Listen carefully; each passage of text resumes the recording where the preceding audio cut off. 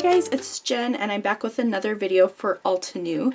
I am using things from their new November release and I wanted to show you what I'm starting with. So I have these photos of my nephew and my cousin's kids, so these two are second cousins, and I thought I would use some of the new stuff from this release. I thought would work really well with baby photos. So first of all, the hello die, the handwritten hello die, and it's fun because it has a really thin hello and then there's kind of an outline, but you could use either one of them alone, and that's cool too.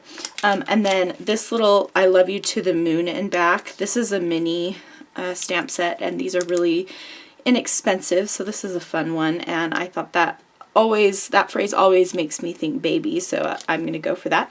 And then I wanted, because I have square photos, I thought I would create a loose grid style, and so I thought it would be fun to use this stone mosaic stamp set to create a little square or two on the background of this to be part of my grid.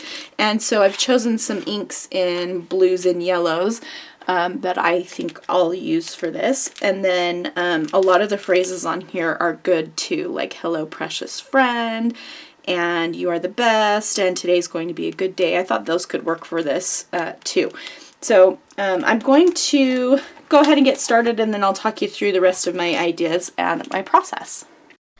Alright, so I'm starting with some white cardstock, and I'm going to stamp out some tiles to include in my grid background. Before I use a stamp for the first time, I like to just rub my eraser over it, my white eraser, just to, it helps the ink to stick to it better. So I'm stamping this first one with a yellow background, and I think I'm using Citrus Burst there. And then I will go to the different like little filler pieces and stamp those in other colors.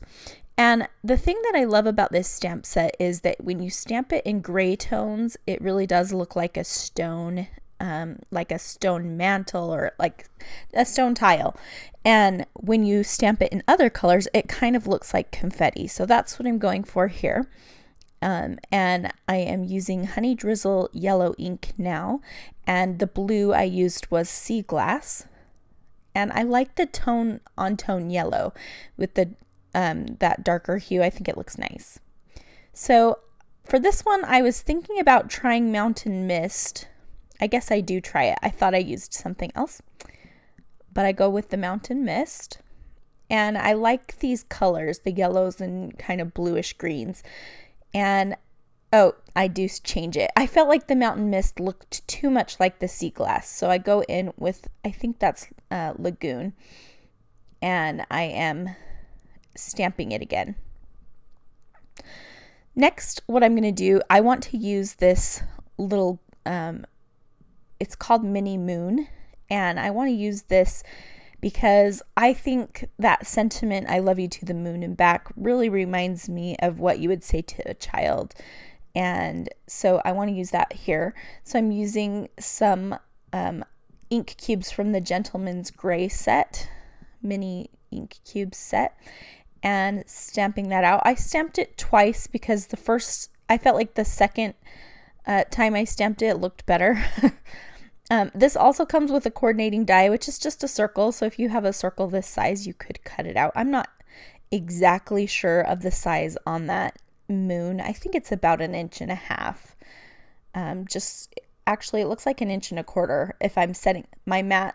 If you can see it on my mat there, the little circles or the little squares there are 1 inch, and it's just slightly larger than that. So I did cut both of the moons out, but I'll only use one. Here are the 3 mosaic tiles that I stamped. So I used the same colors. I just changed the order of them when I stamped them. And I'm going to cut these into squares because, as I mentioned before, I am creating a kind of loose grid style layout for this. For one of them, I left the background just white, so I didn't stamp that background piece. I just stamped the inner pieces. And I really like the way that one looks too. So I'm kind of playing around with my photos and with the placement of these tiles, and I'm just going to move things around until I'm happy with the placement. I know that, oh, I also didn't show you me cutting out those hello, those words. They're from the new Hello, I think it's Handwritten Hello. I love that die. It is so delicate. There is an outline and like a thinner inline, and you can use either one of them. And I cut them from a bunch of different colors because I wasn't sure what I wanted. I wasn't sure if I wanted yellow or blue or what. And then I cut the back layer with vellum. So here I've kind of decided on the yellow, and I went ahead and cut these two cuties names out of the bold alpha dies. I can't stop using those. I use them on so many layouts. What I'm doing here, I cut them out of white cardstock, but I also cut them out of some fun foam that kind of matches the color of this layout. So from the side, you kind of get that peak of that bluish green, and it matches the layout really well. And I like that look a lot. So I have done that. You've probably seen me do it several times. If you haven't seen it on my YouTube channel, I often have videos that are not on my YouTube channel that are just on the Altenew YouTube channel. So be sure to head over there and subscribe so you can see more videos from me and all the other awesome people on the design team. Have lots of videos. I think they have videos pretty much daily. So all right, now that I've got that completed, I'm going to go ahead and glue my little word hello to the vellum piece that's slightly larger. And it's a very subtle look when you have the vellum behind it, but I really like it. You're not going to be able to really tell on the video, but in real life it looks nice. So I was really happy with that. And I know that I'll be using this hello die a lot because hello is a word I use a lot in my scrapbooking.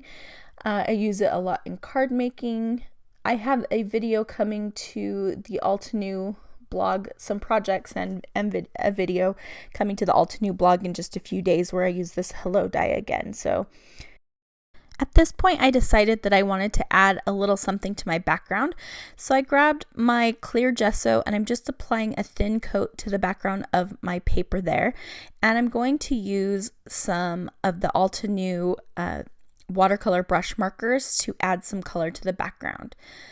And I'm going to dry that because I'm impatient and I don't want to wait for it to air dry. So I'm just using my heat tool there.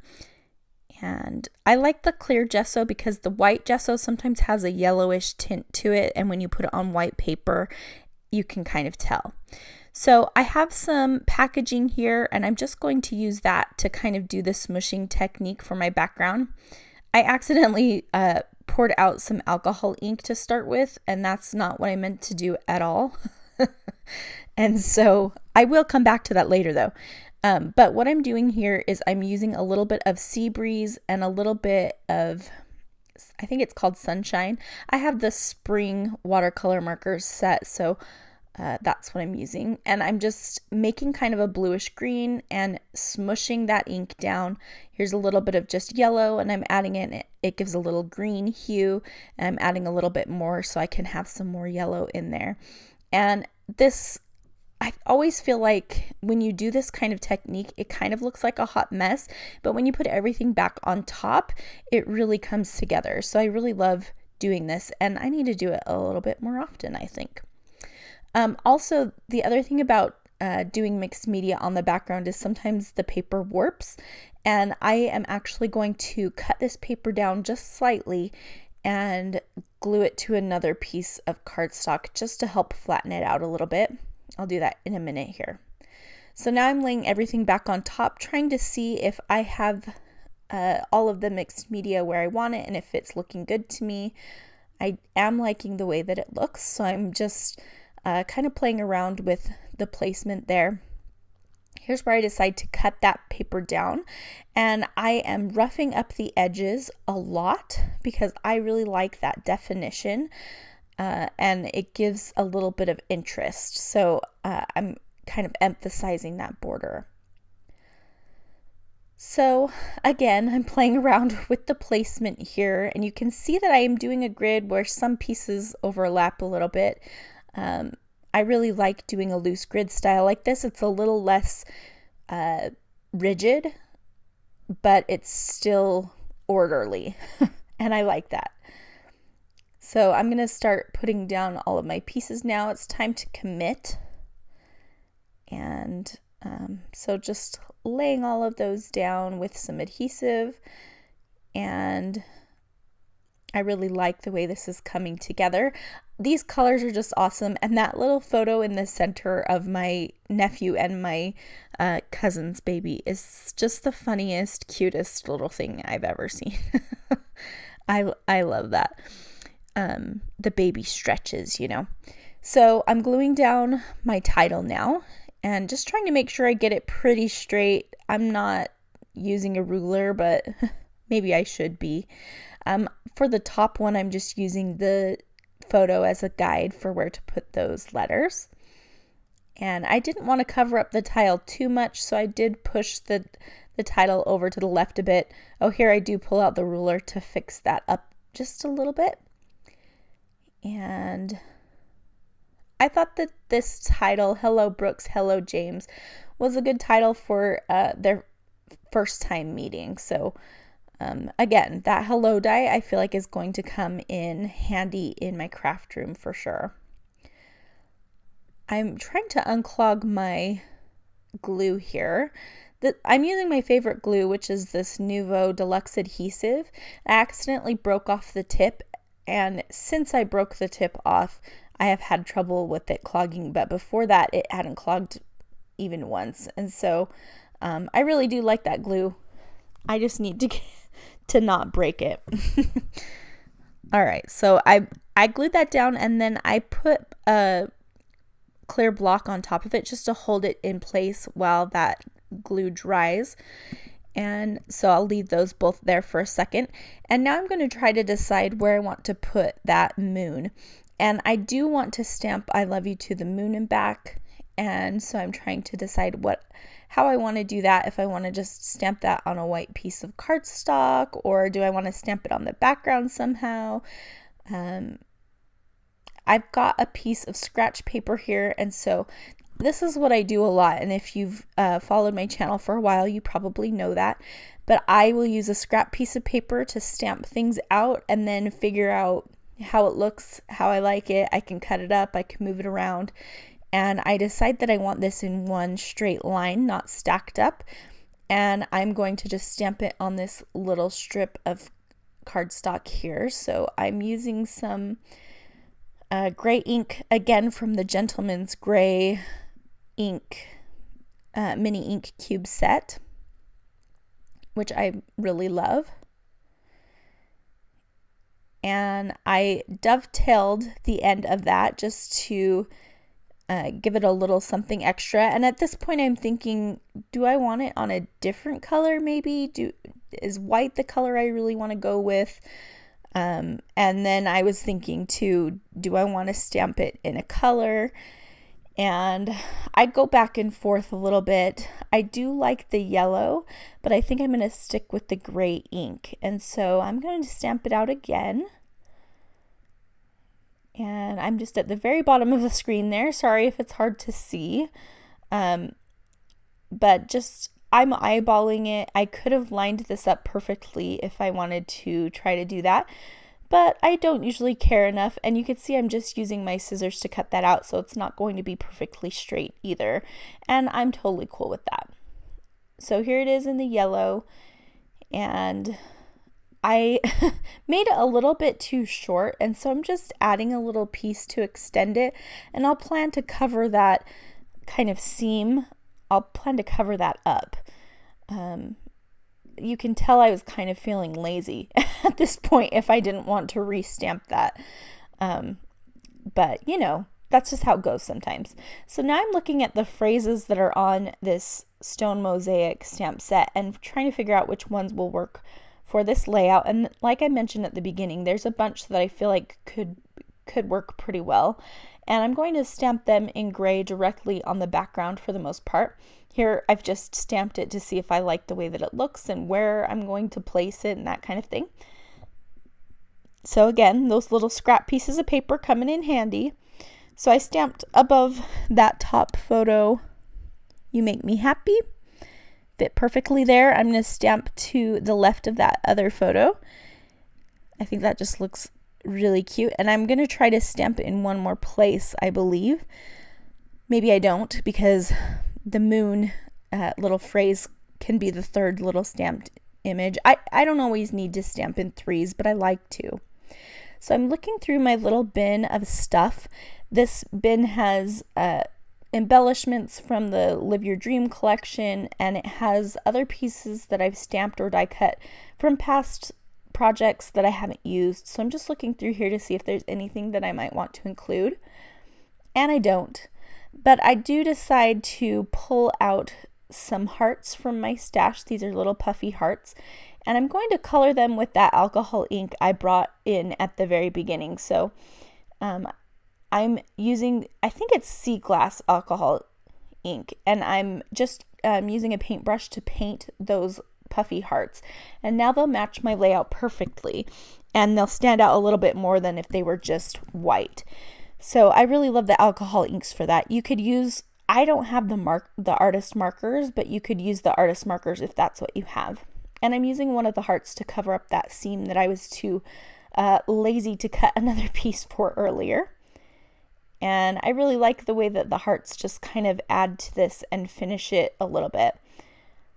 So just kind of sprinkling those up and down throughout so that your eye goes through the title and the pictures and stuff like that.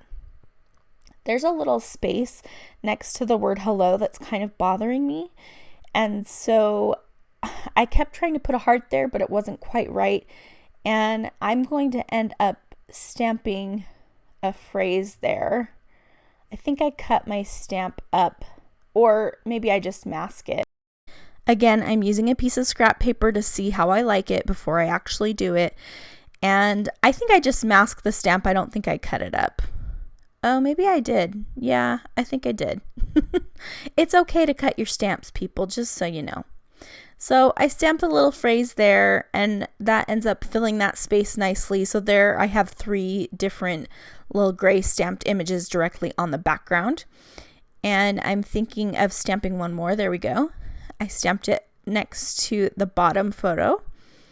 And now I am ready to add my journaling. So I typed up my journaling and printed it out, and I'm going to play around with the placement a little bit. I wasn't sure if I wanted to add it just below that second portion of the title on top of that mosaic tile, or if I wanted to add it just on top of the white mosaic that I cut, or have it go over both. So at this point I'm having it kind of span over both parts and trying to see how that looks. I'm going to play around with it a little bit. I thought maybe tucking it behind the mosaic tiles that I stamped would be nice.